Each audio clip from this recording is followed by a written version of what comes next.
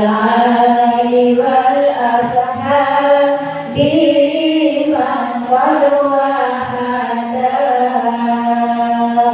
Gitu ya.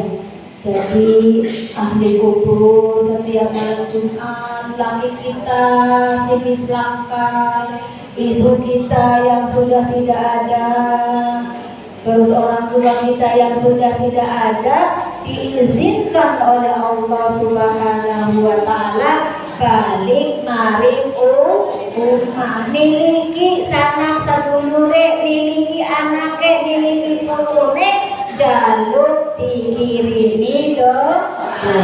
Mudah-mudahan kita selalu ingat, Bu, setiap kita baca Quran, ya Allah, ku kirimkan hadiah baca Quranku untuk orang tuaku, Al-Fatihah.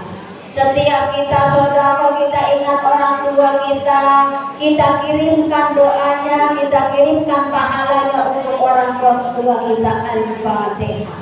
Insya Allah orang tua nanti di alam kubur yang tadinya sempit jadi lega, yang tadinya becek jadi kering, yang tadinya gelap jadi terang. Itu yang bisa kita lakukan sebagai perwujudan kita, bakti kita maring wong tua, sing wong tuane sampun boten wonten. Ya, mudah-mudahan kita semua menjadi anak yang soleh. Amin ya rabbal alamin. Shalawat serta salam mudah-mudahan tetap tercurah kepada junjungan kita Nabi besar Muhammad Sallallahu Alaihi Wasallam, kepada keluarganya, kepada sahabatnya, dan mudah-mudahan kepada kita umatnya hingga akhir zaman. Amin ya rabbal alamin. Ibadah sing langsung diterima dari Gusti Allah, ya Bu. Ibadah yang nggak usah pakai wudhu dulu, nggak usah wudhu dulu Bu. Barangkali kita lagi punya hadas kecil, kita bisa melakukan ibadah itu. Apa ibadah itu?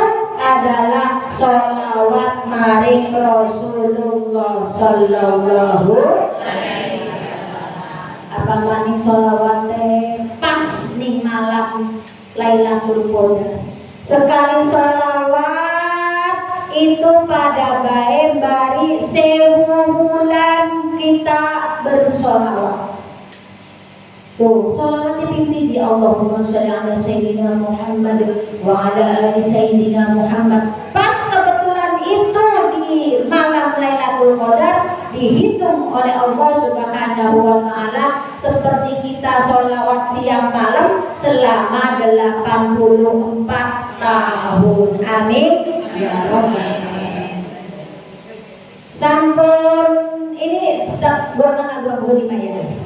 Ibu, yang kita cari dari bulan puasa salah satunya adalah malam Lailatul Qadar. Wonten ceritane Bu, nggih.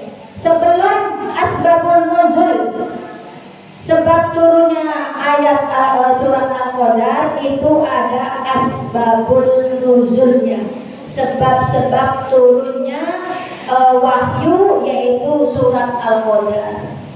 Pada waktu itu Rasulullah Shallallahu Alaihi Wasallam, ini cerita ya Bu ya, tapi cerita ini bukan hanya dongeng, tapi betul adanya, bahwa ketika Rasulullah lagi ngobrol-ngobrol, lagi berdiskusi dengan para sahabat, datang malaikat. Tapi sebelum malaikat datang, beliau Rasulullah dan para sahabatnya itu lagi membicarakan bagaimana saya bisa beribadah seperti Bani Israel. Kalau Bani Israel itu ibadahnya kuat-kuat Bu, karena memang awake kuat. Barang kita mangane tempe, tahu, onta, oncom, tahu. Ya, jadi terus oncom siji, segala sepiring. Kalau orang dulu enggak Bu. Kalau zamannya Nabi Musa, Bani Israel itu makannya kuat-kuat, sehat-sehat, makanya ibadahnya juga kuat-kuat dan bertahan langsung. Makanya kalau Rasulullah SAW lagi membicarakan itu, bagaimana kita bisa beribadah seperti Bani Israel yang ibadahnya puluhan tahun, juga lalu malaikat datang. Malaikat siapa biasanya sing tekabu? Malaikat Jibril, sahabatnya Rasulullah Shallallahu Alaihi Wasallam. Malaikat Jibril itu bercerita bahwa dulu di zaman Bani Israel itu ada waliullah, tapi ada yang mengatakan juga itu nabinya Allah, yaitu yang bernama Sam'un. Nah, ada film yang Samson, ya, Sam'un al-Ghazi, difilmkan, dimainkan oleh Benyamin, ya. Itu benar Bu, ada nabiullah, ada yang mengatakan waliullah, arane Sam'un al-Ghazi. Siapa Sam'un al-Ghazi? Sam'un al-Ghazi itu orang yang kuat, bisa memerangi kafir itu senegara dewekan. Tuh, mati kami Bu, kafir-kafir di satu negara diperangi dening Sam'un al-Ghazi, mati kabeh hanya dengan rahang onta. Ini gini loh Bu, pernah urut? Kalau rahang berdusuk kayak, nah, kemarin saya beli ada rahangnya, ya, yang ada giginya tuh. Nah itu Bu, giginya dicopoti, digunakan untuk senjata oleh Sam'un untuk memerangi orang-orang kafir. Satu negara bisa mati kabeh dan Sam'un bisa mengalahkannya. Sam'un itu punya kekuatan, makanya orang-orang kafir apa yang menjadi kekuatan? Akhirnya orang kafir itu menyelidiki, termasuk istrinya Bu. Istrinya juga masih kafir, menyelidiki. Akhirnya begini aja, coba kalau malam-malam diikat sama tali kapal, diikat Bu, malam-malam diikat sama istrinya lagi tidur, diikat, bangun. Lalu Samson itu bertanya, "Dek, siapa yang mengikat saya?" "Saya ya suamiku." "Kenapa engkau mengikat aku?" "Pengen nyoba kekuatannya sampean." "Jere sampean wong kuat."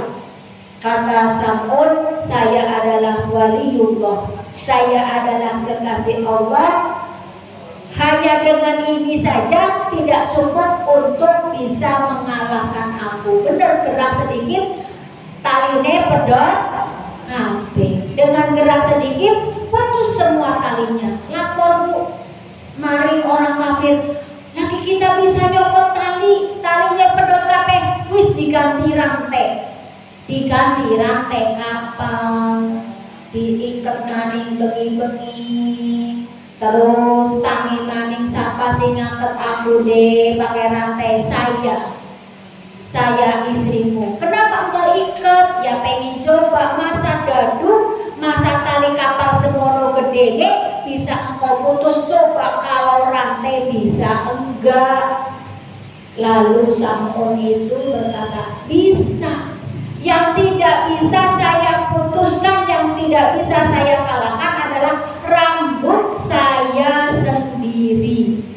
Tuh, akhirnya keceplosan, buka rahasia bahwa kekuatannya ada di rambut yang berjumlah 8.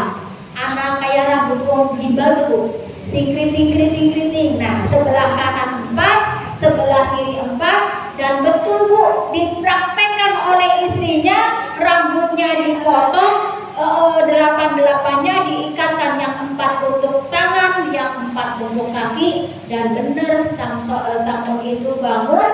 "Siapa yang mengikat aku?" Kata istrinya, "Saya." "Udah tahu saya itu lemah dengan rambut saya sendiri, kenapa engkau ikatkan?" Lalu kata istrinya, "Saya hanya pengen tahu sampean ku golong tak boten, sampean itu beneran tak boten." Akhirnya bener Bu, nggak bisa apa-apa. Akhirnya datang bala tentara dari orang kafir, diarah ke alun-alun, tangannya dipotong, diikat begini ya Bu ya, irungnya dipotong, matanya mukanya dicukil, lambene diiris, ilate diiris, kaki semuanya dipotong. Tuh.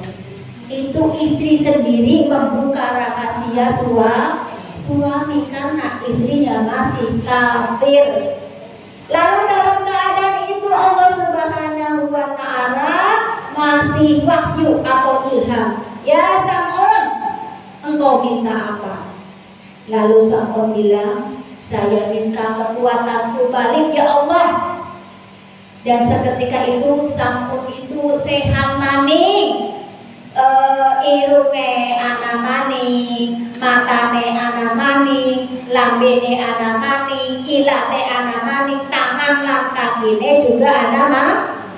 Itu kekuasaan Gusti Allah karena Sam'un itu adalah waliullah, orang yang dekat dengan Allah. Dan ketika itu Bu, beliau kan diikat tangannya. Benar ketika gerak semua tiang-tiang itu roboh dan menimpa orang-orang kafir beserta istrinya. Dari situ Sam'un bersumpah, saya tidak akan lepas ibadah kepada Allah. Paginya perang puasa, malamnya tahajud. Paginya perang sama puasa, malamnya tahajud, bersumpah sampai 1000 bulan. Tuh, Sam'un. Lalu Rasulullah, bagaimana dengan umatku ya Jibril? Umatku yang cilik-cilik, salat 5 waktu be kadang-kadang dang-dangling. Ngerti dang-dangling Bu? Kadang tepat, kadang enggak, kadang keri, kadang giting. Nah, bagaimana dengan umatku ya Jibril?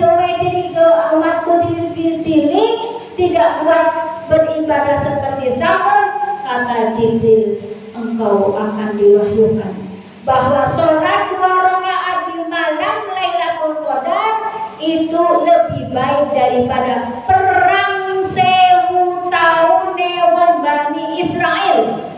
Kemudian, ya, sholat 2 rakaat ning malam Lailatul Qadar itu lebih baik pahalanya dibanding dengan perangnya orang Bani Israel selama 1000 bulan. Oh, padu sholat 2 rakaat. Lalu turun yaitu surat Al-Qadar. A'udzu billahi minasy syaithanir rajim. Bismillahirrahmanirrahim. Inna anzalnahu fi lailatul qadr. Wa ma adraka ma lailatul qadr. Lailatul qadri khairum min alfi syahr. Tanazzalul malaikatu war-ruhu fiha bi'izni rabbihim min kulli amr. Salamun hiya hatta matla'il fajr. Maka turun ayat yaitu surat Al-Qadr, yaitu tentang malam Lailatul Qadar. Kapan malam Lailatul Qadar niku? Pendapatnya macam-macam. Pendapat pertama ada yang bilang para ulama bahwa malam Lailatul Qadar niku sampun boten wonten sakniki. Anane pas zamane Rasulullah. Tapi aja pada dulu ya. Nanti dengar berita itu tunggu disampaikannya begitu. Itu pendapat yang lemah. Ya Bu, anak ulama yang berpendapat bahwa malam Lailatul Qadar anane pada zaman Rasulullah SAW saja, sekarang tidak ada. Itu pendapat ulama yang sebagian ulama menyatakan pendapat itu lemah. Yang kedua, pendapatnya bahwa malam Lailatul Amin ya rabbal alamin. Kapan anane? Karena dalam Al-Quran malam Lailatul Qadar itu dirahasiakan oleh Allah Subhanahu, dirahasiakan. Ana sing pendapate tanggal 1 Ramadan. Kenapa sih dirahasiakan? Supaya kita oleh ibadah mari Gusti Allah boten milih-milih. Jadi selama bulan suci Ramadan kita berusaha untuk bisa meraih malam Lailatul Qadar. Aja pilih-pilih tanggal 1, tanggal 2, tanggal 3 sampai tanggal 30 atau tanggal 29 kita diminta oleh Allah Subhanahu wa taala untuk tetap semangatnya beribadah kepada Allah Subhanahu wa taala. Ana sing tanggal 1 Ramadan. Ada pendapat yang kedua yaitu tanggal 17 Ramadan. Ya Bu, tanggal 17 Ramadan. Apa yang menjadi dasar bahwa malam Lailatul Qadar itu tanggal 17 Ramadan? Pada tanggal 17 Ramadan itu Bu, kaum muslimin itu perang bari wong kafir. Kaum muslimin 300, kaum kafirnya 3.000. Jadi cuma 10%. Tapi Allah, alhamdulillah Allah kasih bala bantuan para malaikat dan bisa menang orang muslimin yang 300 melawan kaum kafir yang 3.000. Makanya para ulama berpendapat disitulah ada malam Lailatul Qadar. Dan malam Lailatul Qadar itu tanggal 17 juga merupakan malam turunnya Al-Qur'an. Ya Bu, malam turunnya Al-Qur'an. Makanya disebut bahwa malam 17 itu adalah malam Lailatul Qadar. Nah, pendapat yang paling banyak adalah pendapat yang mengatakan bahwa malam Lailatul Qadar itu ada di 10 hari terakhir bulan suci Ramadan.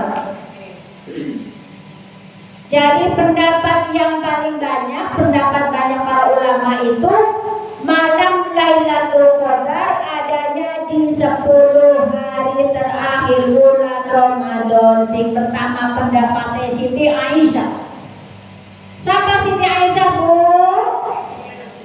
Garwane apa istrinya Rasulullah Sallallahu Alaihi Wasallam. Istrinya Rasulullah Sallallahu Alaihi Wasallam mengatakan bahwa di 10 malam terakhir bulan Ramadan Rasulullah niku mengikat kencang ikat pinggangnya atau sarungnya. Artinya ibadahnya lebih kencang. Kalau sebelum tanggal 10 kencang gak kencang Rasulullah, tapi di 10 terakhir bulan Ramadan tambah kencang.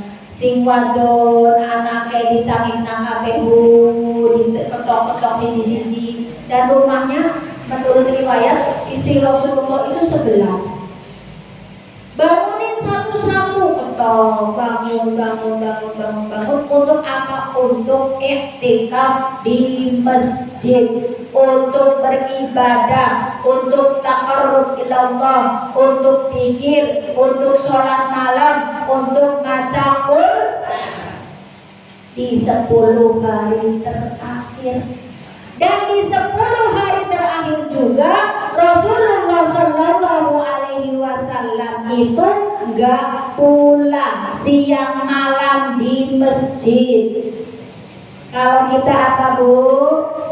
Akehe saiki pindah hari 10 terakhir sing ramene nimpak rebutan cabe bariku rebutan cabe cepetan sebelum cabenya naik. Cabe pedes digoreng, enak gak cabe goreng? Alhamdulillah saya bukan asli orang Cirebon yang nggak terlalu doyan, tapi ya nggak ada juga nggak apa-apa. Jadi nggak pusing kalau cabenya lah. Lagi lendes saya terasi ya. Tuh Bu. Kalau kita pindah, kalau 10 hari terakhir bukan di masjid banyaknya, malah di pasar akehe, di mall akehe, di tempat-tempat jajanan akehe, siap-siap lebaran. Padahal di 10 terakhir itu penilaian Allah Subhanahu wa Ta'ala. Apakah ibadah kita itu temen nopo boten dinilainya di 10 hari terakhir. Kudunya 10 hari terakhir si kunenge pengen 1 hari 1 juz belum kelakon, belum terlaksana di 10 hari terakhir. Apa yang sudah kita niatkan, kita berusaha untuk mewujudkannya. Mumpung masih anak 5 dina maning.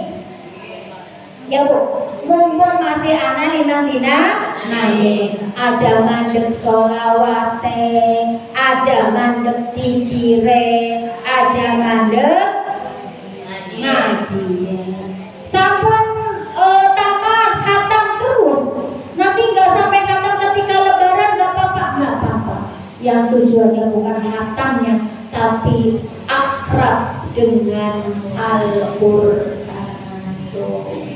Itu pendapat Siti Aisyah dan para ulama yang mengatakan bahwa malam Lailatul Qadar itu ada di 10 hari terakhir. Gak tahu ganjil, gak tahu kena molah malih. Ya Bu. Ada pendapat lain lagi, yaitu tanggal malam 27 Ramadan. Ini pendapatnya tadi sudah diterangkan oleh Bapak Kiai Sujai, bahwa itu pendapatnya Imam Hanafi. Apa yang menjadi dasarnya? Bahwa Lailatul Qadri itu hurufe ana sama. Lailatul Qadri itu hurufe ana sama. Dalam surat Al-Qadar diulang 3 kali, sanga ping telu dadine 27. 27 paham boten? 27 27 bahasa Sundane apa? 27 ya. Bahasa Cirebonnya 27. Oh, 27. Berarti saya orang Cirebon ya. Tanggal 27 menurut Imam Hanafi dan menurut Abu Yazid Al-Bustami. Tadi Pak Kiai sudah menerangkan, alhamdulillah, bahwa pendapat Abu Yazid Al-Bustami menangi Lailatul Qadar itu 2 kali. Pinten Bu? 2 kali. Wong sealime Abu Yazid Al-Bustami menangi pas dapat malam Lailatul Qadar itu 2 kali. Oh ya Bu. Dan itu terjadi di tanggal 27 Ramadan.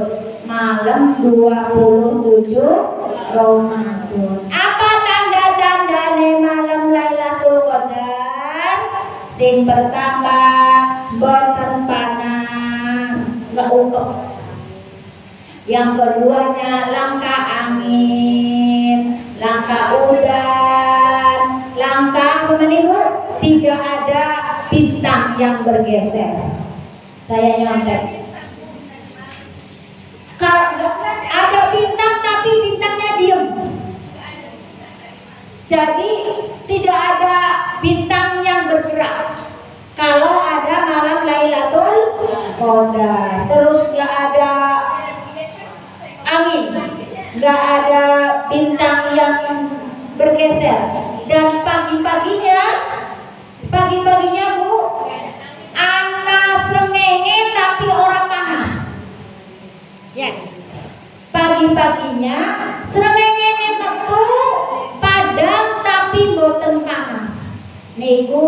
tanda-tandanya bahwa tadi malam adalah malam Lailatul Qadar.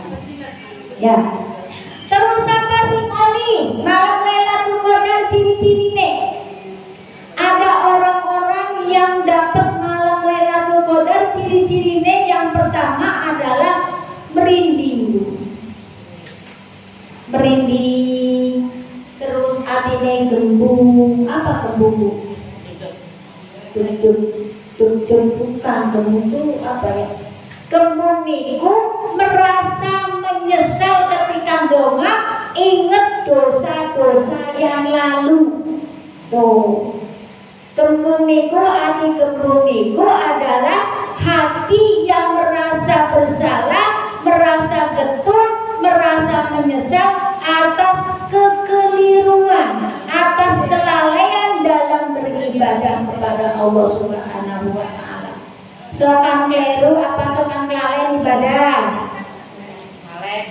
Berdina ya Bu. Allahu Akbar, engkau buka karo apa? Nembe anak iwang kasih baik, kaya-kaya kalau sambal enak, sepanjang sholat. Engkau tak jile apa, tunggu baiklah, kayak situ orang karena enak. Biasanya itu kepikiran pas lagi sholat.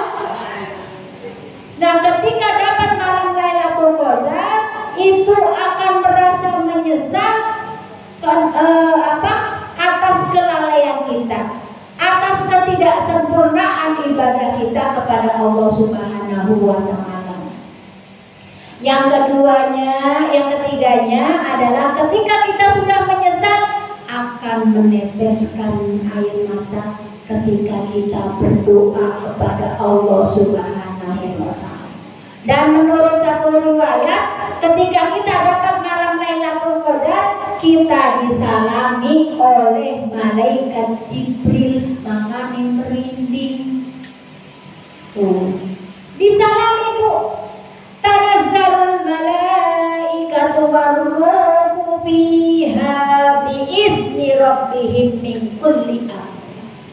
Tanazzalul malaikatu warruhu fiha, bahwa pada malam Lailatul Qadar itu seluruh malaikat turun ke langit bumi, hajatane malaikat turun semua Bu, turun semua ke bumi, ke langit bumi. Langit itu ada 7 lapis, yang matahari, planet-planet itu masih dalam langit bumi. Seluruh malaikat dan hanya Allah Subhanahu wa Ta'ala yang tahu berapa jumlahnya turun ke bumi untuk mendoakan kita semua. Hari kita lagi doa diaminkan oleh malaikat, kira-kira diijabah napa mboten? Diijabah oleh Allah. Karena yang mengaminkan adalah para malaikat. Apa yang diaminkan oleh malaikat? Malaikat itu jaluk ampunan kanggo kita, jaluk apa-apa sih jadi hajat kita, diijabah oleh Allah Subhanahu wa Ta'ala. Tapi yang disarankan oleh Rasulullah SAW kepada Siti Aisyah ketika malam Lailatul Qadar itu apa? Allahumma innaka afuwwun tuhibbul afwa fa'fu anna. Dongane itu. Ya Bu, dongane itu. Tapi kalau minta yang lain boleh enggak? Boleh. Minta apa aja Bu, Allah Maha Pemurah dan diaminkan oleh para malaikat. Insya Allah dan pasti dikabulkan oleh Allah Subhanahu wa Ta'ala. Pada turun malaikat, nanti ketika fajar sudah menjelang, malaikat itu mengomandai, malaikat Jibril mengomandani seluruh malaikat untuk pulang lagi. Ya Rahil Rahil, ya Rahil Rahil, ayo pada balik maning, ayo pada balik maning. Tapi malaikat juga ada yang iseng Bu. Jibril, hari semalam kita itu mendoakan para manusia yang lagi beribadah kepada Allah. Lalu Allahnya ngapain?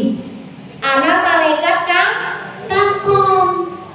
Kata Jibril, Allah Subhanahu wa Ta'ala ketika malam Lailatul Qadar itu memandang sayang umat manusia yang lagi beribadah kepada Allah. Allah Subhanahu wa Ta'ala memandang sayang kepada umat manusia yang lagi beribadah kepada Allah. Dipandang sayangmu, disediain pahala oleh Allah, disediain surga oleh Allah, disediain tempat untuk bertemu dengan Allah Subhanahu wa Ta'ala. Memandang sayang, terus mengampuni dosa, mengampuni kesalahan kita.